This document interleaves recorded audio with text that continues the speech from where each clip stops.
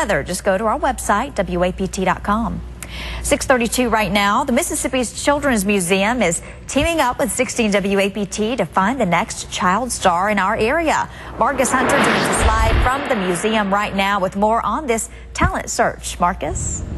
Hey, Keegan. Yeah, lights, camera, imagination is going on today here at the Mississippi Children's Museum. And it's an opportunity for children to get their shot at instant celebrity status. All you have to do is come down here and audition, and there will be 2 grand prize winners, a boy and a girl. And those winners will be the face of the museum for at least an entire year. Now, 10 other children will have an opportunity to work with the marketing department on other promotions as well. But it's going to be a big event down here today at the Mississippi Children's Museum. It's only $15 to register, and that is a $15 donation that goes to the Children's Museum. $15 for an opportunity to be an instant celebrity. Now, kids, when they come down here, they're going to have an opportunity to go in front of judges and audition and say a few lines. And I want to give a little tip.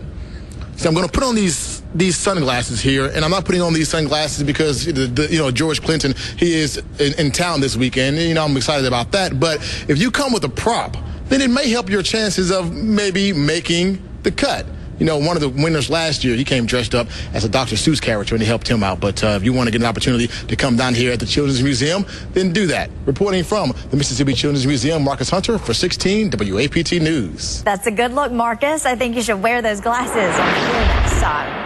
Well, it's 6:34 right now. New this morning, authorities say a drunk man triggered reports of a hijacking on an Australian plane. That unruly passenger tried to break into the cockpit on a flight into Indonesia. That caused the pilots to issue a hijack call, but it wasn't a hijacking. It was just a passenger who had too much to drink. That plane landed safely. The man was arrested.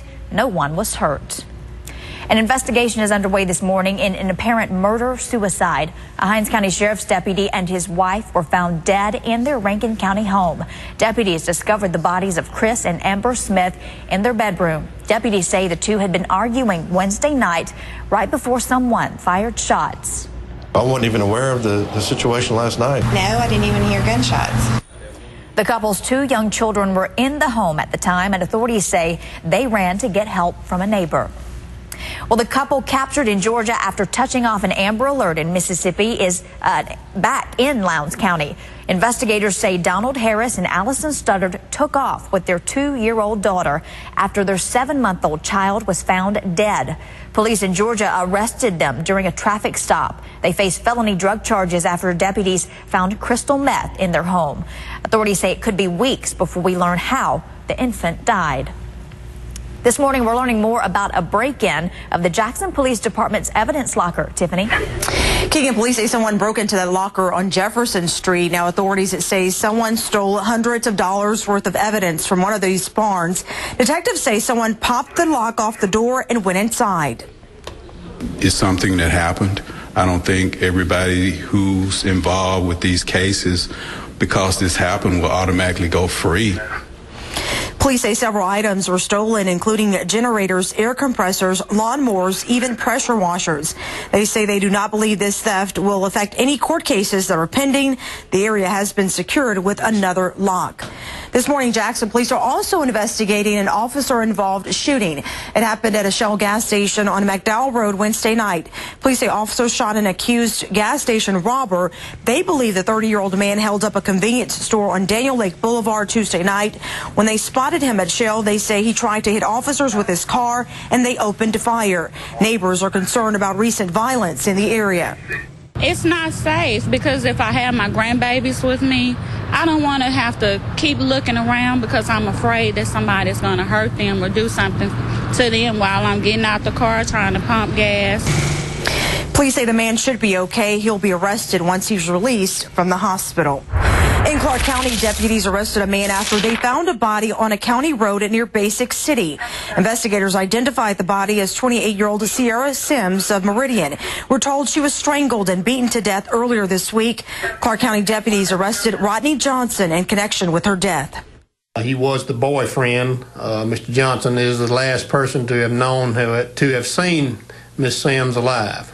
So he is in custody. Investigators are pursuing leads at this time. Investigators hope to have the case solved within the next week. Jackson's new mayor is promising big changes at City Hall. Keegan. Tiffany, today Tony Yarber starts his first full day in office after his swearing in on Thursday. 16 WAPT's Bert Case was there.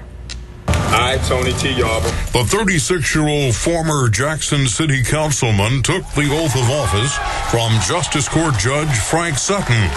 He got 54% of the vote, running against the son of the late Mayor Chokwe Lumumba, Chokwe Antar Lumumba, Tuesday.